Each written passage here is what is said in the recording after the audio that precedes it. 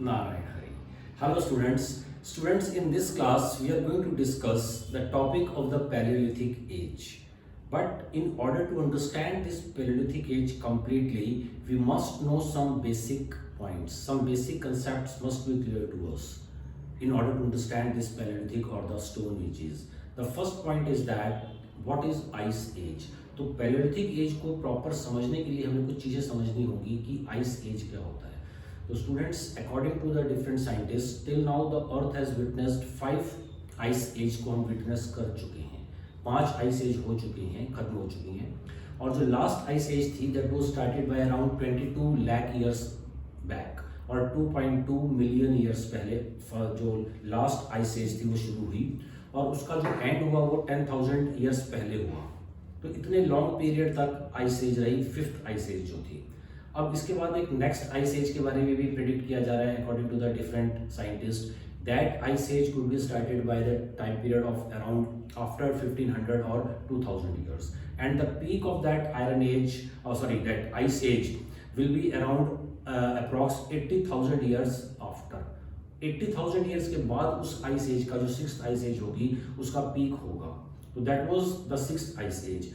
एक तो ice as के बारे में हमें पता होना चाहिए. After every ice age there is the dry phase, interglacial period इसको बोलते हैं. तो अभी जो है वो ड्राई फेज चल रही है. जो पहली आइस एज हमारी कंप्लीट हुई, जो स्टार्ट हुई थी आज से करीब 22 लाख ईयर्स पहले स्टार्ट हुई और 10,000 ईयर्स पहले खत्म हुई है. तो उसके बाद that is the Holocene period. और जब आइस एज जो स्टार्ट हुई थी वो प्लीस्टोसीन एरा था.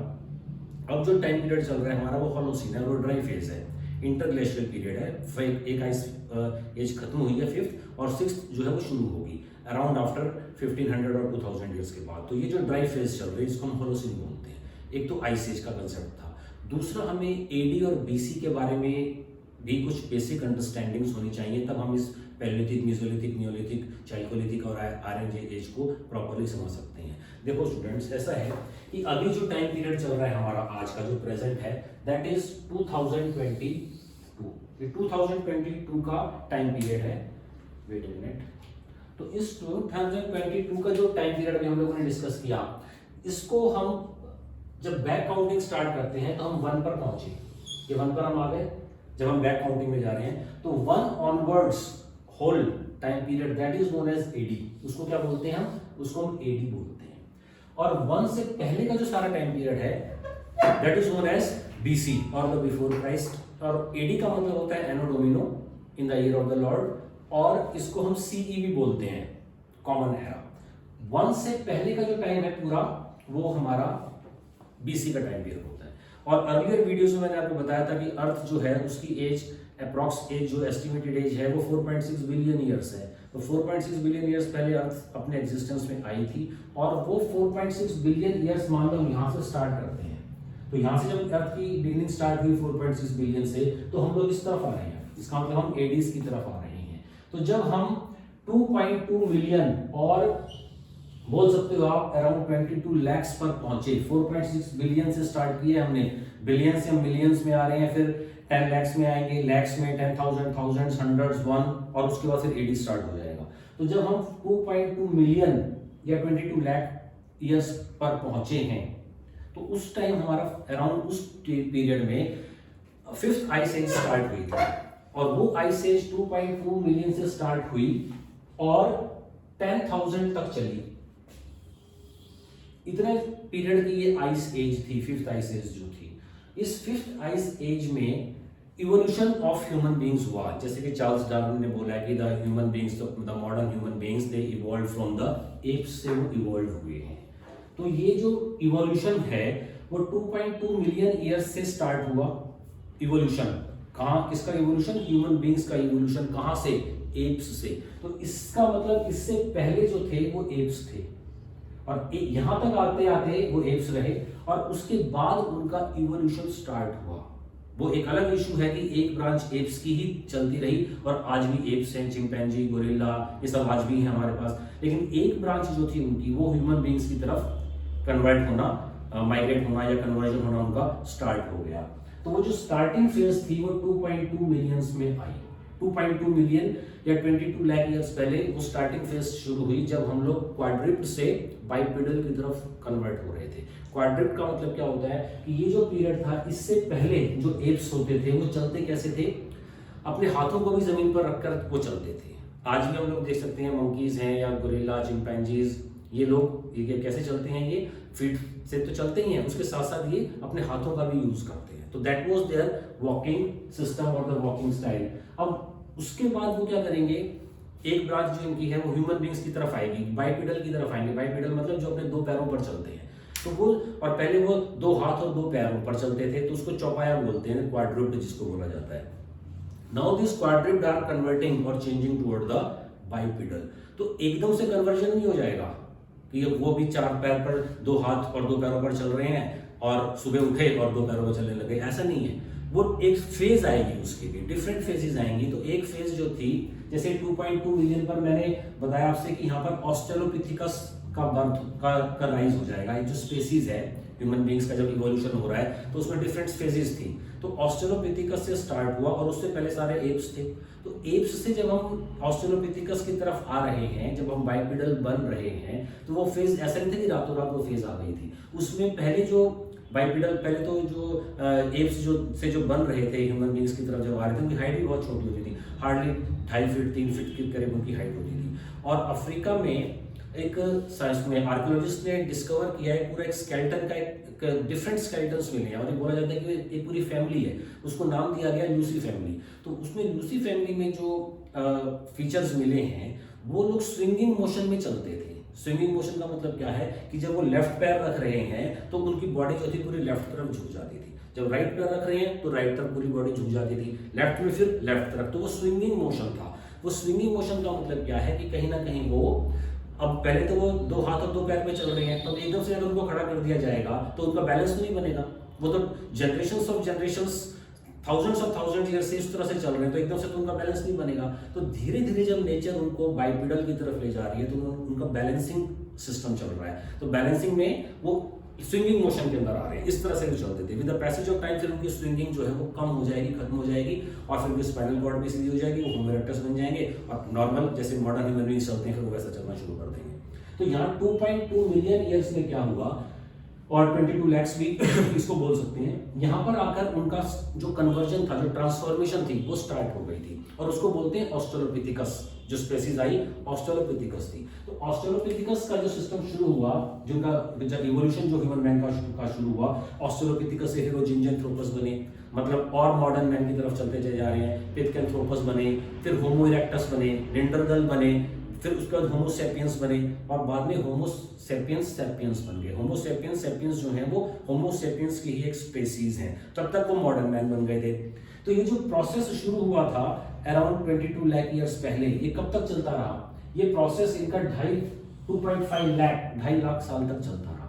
मतलब 2.2 मतलब 22 लाख पे शुरू हुआ और रफली मान लो 2 लाख पे आके खत्म हो गया। तो मतलब कितना हुआ, 20 लाख साल तक ये सब चलता रहा, जिसमें क्या हुआ, जिसमें पूरा ह्यूमन बीइंग का इवोल्यूशन हो गया। इवोल्यूशन कैसे? एप्स थे पहले, तो एप्स से फिर वो ऑस्ट्रेलोपिथिकस बने, जिंजैंथ्रोपस बन गए, और ऑस्ट्रेलोपिथिकस बने, जिंजैंथ्रोपस बने, पिथेकैंथ्रोपस बने, होमो इरेक्टस बने, निएंडरथल बने, होमो सैपियंस बने, होमो सैपियंस बन गए। तो ये जो 2.5 लाख तक इनका ये पूरा इवोल्यूशन होता रहा। आई थिंक समझ में आ रहा है आप लोगों को कि 2.2 मिलियन से स्टार्ट हुआ, 22 लाख से स्टार्ट हुआ, और 2.5 लाख तक ये पूरा इवोल्यूशन ऑफ मैन जो था वो कंप्लीट हो गया, जिसमें क्वाड्रिप्ड से बाइपेडल हम लोग बन गए थे। अब 2.5 लाख से स्टार्ट होती है जर्नी पैलियोलिथिक एज। अब वो स्टोन टूल्स यूज कर रहे थे और वो मॉडर्न मैन बन चुके हैं, जैसे हम लोग हैं, होमो सैपियंस बन चुके थे वो। अब उन्होंने जो टूल्स बनाने शुरू किए वो पैलियोलिथिक एज स्टार्ट हुई। पैलियो मींस ओल्ड और लिथिक मींस स्टोन, तो ओल्ड स्टोन एज। तो 2.5 लाख पर ये स्टार्ट हुई पैलियोलिथिक एज, और इसके भी 3 पार्ट थे, अर्ली पैलियोलिथिक, मिडिल पैलियोलिथिक और लेट और अपर पैलियोलिथिक। तो अर्ली पैलियोलिथिक जो थी वो 2.5 लाख से स्टार्ट हुई और 1.5 लाख तक चली। 1.5 लाख से 40,000 तक चली मिडिल पैलियोलिथिक एज, और 40,000 से 10,000 तक चली लेट और the early palaeolithic age, early middle palaeolithic age थी। अब इन तीनों के फीचर्स हम लोगों को पढ़ने हैं। ये क्वेश्चंस इसके ऊपर आ सकते हैं कि कौन सी साइट थी, किसने डिस्कवर की, क्या फीचर्स थे, कौन से टूल्स थे, कौन से टूल्स को बनाने में वो क्या टेक्निक्स यूज करते थे, वर्ल्ड सिनेरियो क्या था, इंडियन सिनेरियो क्या था। इंडिया में जैसे सबसे पहले जो फॉसिल्स मिले ह्यूमन के वो Narmada at the bank of the river Narmada Madhya Pradesh में हथनौरा विलेज है, तो वहां से मिली है इंडिया में सबसे पहले। और एविडेंसेस फिर इसके हमें बोरी से भी मिलेंगे महाराष्ट्र के रीजन में, वो भी हम पॉइंट डिस्कस करेंगे। तो अभी हम बात कर रहे हैं इसकी वर्ल्ड सिनेरियो में पैलियोलिथिक एज की। तो इसमें इवोल्यूशन ऑफ मैन हो गया, यहाँ तक आते आते ऑस्ट्रेलोपिथिका, जिंजनथ्रोपस, पिथेकेंथ्रोपस, होमो इरेक्टस, नेंडरथल, होमो सैपियंस और होमो सैपियंस बन गए। अब जब होमो सैपियंस बन गए तो इसको हम तीन पार्ट में डिवाइड करेंगे। एक था उनकी अर्ली पैलियोलिथिक एज, दूसरा मिडल और तीसरा लेट। अब इसमें आपको तीनों को इजीली समझ आने के लिए मैंने एक टेबल फॉर्म में बनाया है, इससे आपको इजीली समझ में आ जाएगा। देखो फर्स्ट ऑफ ऑल क्या है, उनका टाइम क्या था। तो जब हम बात करते हैं टाइम की, तो टाइम इनका था 2.5 लाख से 1.5 लाख बीसी, इतना टाइम पीरियड था अर्ली का। मिडल का क्या टाइम था, 1.5 लाख से 40,000 बीसी, और तीसरे का टाइम था 40,000 से 10,000 बीसी। ये इनके टाइम्स थे, तीनों के टाइम आपको क्लियर हो गए कि इसमें 2.5 लाख से 1.5 लाख, 1.5 लाख से 40,000 और 40,000 से 10,000। 10,000 तक आते आते पूरी पैलियोलिथिक एज कंप्लीट हो गई है, तीनों पार्ट उसके, अर्ली भी, मिडल भी और लेट भी। फिर 10,000 और कुछ स्कॉलर्स बोलते हैं 8,000 से मीसोलिथिक स्टार्ट हो जाएगी, वो अराउंड 4,000 तक जाएगी। 4,000 से फिर 2,000 तक नियोलिथिक एज चली जाएगी। तो ये पूरी स्टोन एज है, पैलियोलिथिक, मीसोलिथिक और नियोलिथिक। तो अर्ली पैलियोलिथिक का टाइम बताया मैंने आपको। और इनका जो लाइफ स्टाइल था वो क्या था, ये स्कैवेंजर्स होते थे। स्कैवेंजर्स मतलब अभी अभी ये ह्यूमन बीइंग बने थे, तो इनके पास इनका जो माइंड जो था वो उतना डेवलप नहीं था और वो इतनी चीज़ों को आसानी से नहीं कर पाते थे, तो और हंटिंग भी नहीं कर सकते थे अभी ये, तो ये स्कैवेंजर्स थे। स्कैवेंजर्स मतलब जब कोई वाइल्ड एनिमल किसी दूसरे छोटे एनिमल को उसमें खा लेता था, उसको हंट करता था, उसका शिकार करता था, तो जो उसका लेफ्ट ओवर बच जाता था उसको ये लोग कंज्यूम कर लेते थे। स्कैवेंजर्स थे, हंटिंग इनको भी आती नहीं थी इनिशियल स्टेजेस में। हंटिंग और गैदरिंग ये बाद में स्टार्ट करेंगे, तो पहले स्कैवेंजर्स थे। फूड क्या होता था इनका, रॉ मीट होता था, रॉ मीट था। उसके बाद इंसेक्ट्स हो गए, बेरीज, रूट्स, फ्रूट्स, ये सब चीजें ये लोग कंज्यूम कर लिया करते थे, that was the food. Vocal cords इनके भी पूरी तरह से डेवलप नहीं हुए थे, तो ये बोल नहीं सकते थे, ग्रुप्स नहीं बना सकते थे, सोसाइटी इनकी अभी बनी नहीं थी, वोकल कॉर्ड्स नहीं थे। टूल्स जो होते थे इनके, वो तीन तरह के इंपॉर्टेंट टूल्स थे, चॉपर्स, चॉपिंग टूल्स, फ्लेक्स और क्लीवर्स। इनके ये तीन, चॉपर्स, एक्सिस और क्लीवर्स, तीन इनके टूल्स होते थे। और अभी ये हंटिंग नहीं करते थे, तब हंटिंग नहीं कर सकते थे, तो जो चॉपर चॉपिंग टूल्स थे वो हैवी टूल्स होते थे, उनके अंदर वजन ज्यादा होता था, इस वजह से उनको लेकर ये एनिमल्स के पीछे चेज नहीं कर सकते थे, उनके पीछे भाग नहीं सकते थे। तो इसलिए क्या करते थे, ये जो डेड एनिमल्स है कोई, तो उस डेड एनिमल को इन्होंने उठाया और उसी को चॉपर, चॉपिंग जो स्टोन के टूल्स बनाते थे उसकी चॉपिंग कर लेते थे और उसी को कंज्यूम कर लेते थे। तो वो उनके जो टूल्स थे वो चॉपर्स थे, और छोटी मोटी इन्होंने जो एक्सिस, उसमें कुल्हाड़ियां बनाने भी शुरू कर दी थी, वो जो कि स्टोन्स की बनी होती थी, और क्लीवर्स, ये तीन इनके इंपॉर्टेंट टूल्स हुआ कर सकते थे। और जो वो क्वार्टजाइट स्टोन के बने थे। स्टोन कौन सा यूज करते हुआ था इस एज में, क्वार्टजाइट स्टोन था। और जो पूरी इंडस्ट्री थी वो कोर बेस्ड इंडस्ट्रीज थी। ये क्वेश्चन पूछे जा सकते हैं, अर्ली पैलियोलिथिक एज की इंडस्ट्री कौन सी थी, कोर बेस्ड। अभी मैं बताऊंगा कोर क्या होता है। दूसरी इनकी इंडस्ट्रीज थी फ्लेक बेस्ड, और इनकी इंडस्ट्री थी ब्लेड बेस्ड। तो तीन तरह की इंडस्ट्री थी। तो क्वार्टजाइट स्टोन था, यहाँ पे स्टोन भी दूसरे हो जाएंगे, टूल्स भी चेंज हो जाएंगे, यहाँ पर स्टोन भी चेंज हो जाएगा और टूल्स भी चेंज हो जाएंगे। तो आपको एक टेबल फॉर्म में बता रहा हूँ जिससे तीनों चीजें आपके सामने क्लियर रहें और आप कंफ्यूज ना हो। तो एक तो टाइम आपको पता चल गया, 2.5 lakh to 1.5 lakh, 1.5 lakh to 40,000, 40,000 to 10,000। ये स्कैवेंजर्स थे। फूड मैंने बता दिया, वोकल कॉर्ड्स इनकी होती नहीं थी, डेवलप नहीं थी, ये टूल्स थे, और ये इनका लाइफस्टाइल था इस पर्टिकुलर टाइम तक आते आते। यहाँ तक आते थे क्या हुआ, ये इन्होंने हंटिंग शुरू कर दी। हंटिंग शुरू करी तो अब इनके टूल्स भी चेंज हो जाएंगे, क्योंकि पहले जो टूल्स थे वो हैवी होते थे, उनको उठाकर ये जानवरों के पीछे भाग नहीं सकते थे, तो अब वो जो थे वो फ्लेक्स बन गए। कोर क्या होता था, पहले किसी पत्थर को उठाते थे, जैसे पेबल्स जिसको बोलते हैं, और वो नदियों के किनारे होते थे, और उनका जो रिवर का जो फ्लो था वो उनके ऊपर कॉन्टिन्यूसली फ्लो करता था, तो उससे जो उनके जो एजेस थी वो खत्म हो गई थी और वो बिल्कुल राउंड और सॉफ्ट बन गए थे स्टोन्स। उन स्टोन्स को ये अपने टूल्स की फॉर्म में या वेपन्स या टूल्स बनाते थे, तो उसको ब्रेक करते थे स्टोन्स को पहले। तो जो स्टोन ब्रेक करते थे, जो लाइट पार्ट होते थे वो टूट जाते थे और जो पोर्शन बच जाता था that was known as the core. तो यहाँ पर इनकी जो इंडस्ट्रीज थी वो कोर इंडस्ट्री थी और उसी से ये चॉपर, चॉपिंग प्लेट्स, क्लीवर्स और एक्सिस बनाया करते थे। यहाँ तक आते आते इनका थोड़ा माइंड भी और भी डेवलप हुआ है और इनकी जो रिक्वायरमेंट्स थी वो भी बढ़ी। तो जितनी ज़्यादा रिक्वायरमेंट्स बढ़ेंगी उतना ज़्यादा ये अपना माइंड भी यूज़ करने लगे। तो सेकेंड इंडस्ट्रीज कौन सी आई इनकी?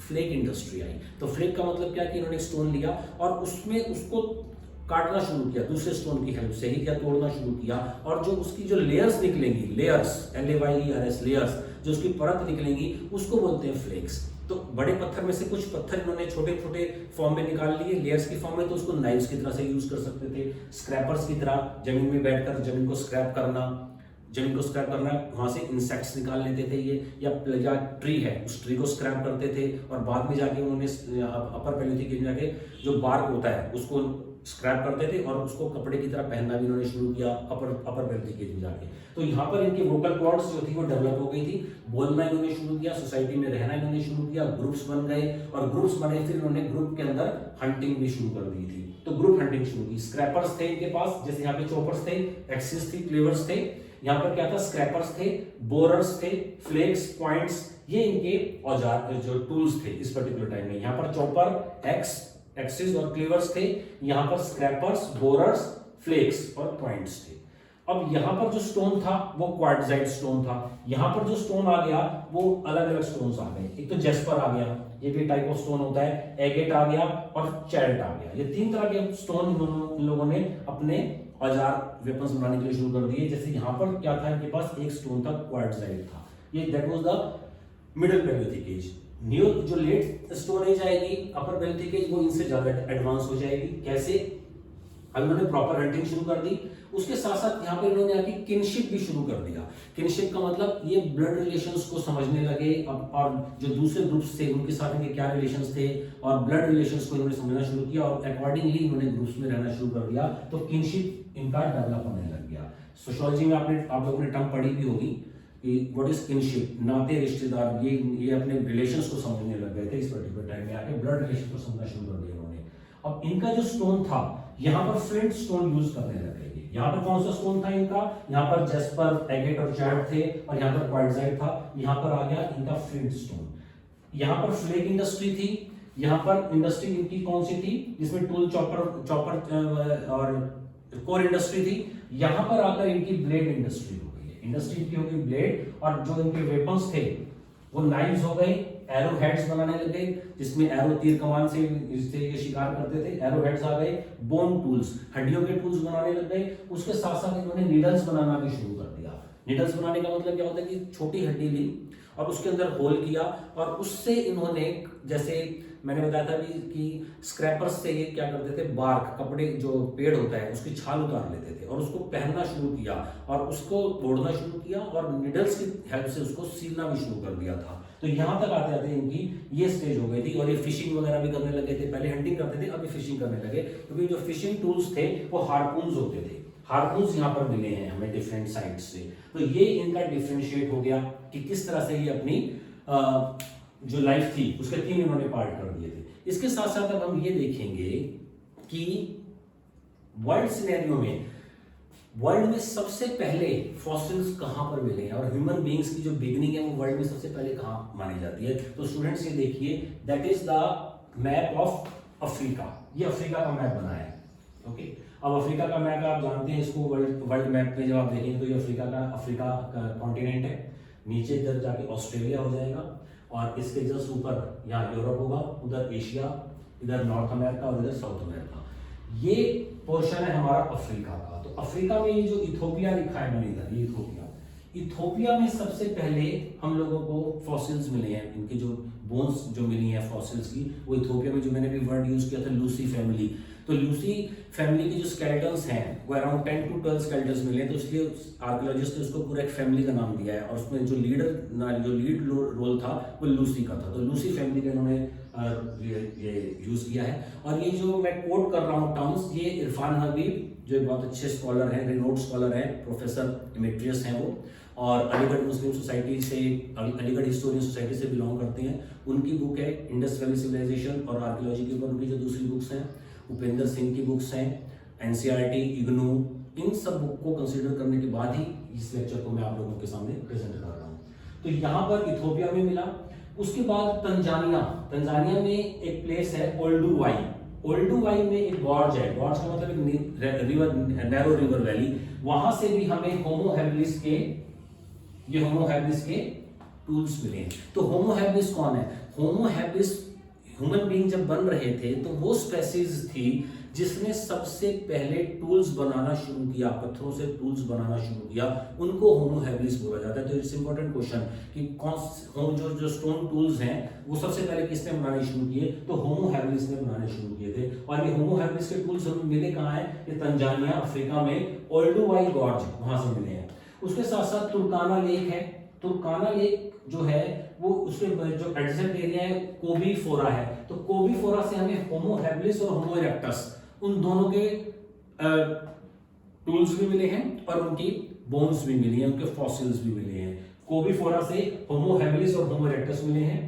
तंजानिया में ओल्डुवाइस गॉर्ज से हमें होमो हैबिलिस के स्केलेटन्स मिले हैं। तुर्काना लेक से हमें होमो इरेक्टस मिले हैं, और ये मोरक्को का एरिया है।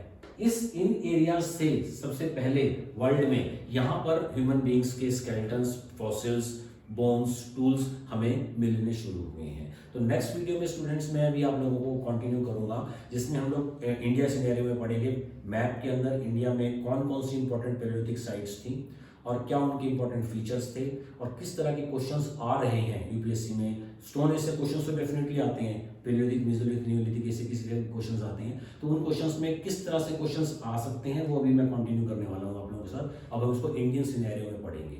Okay students.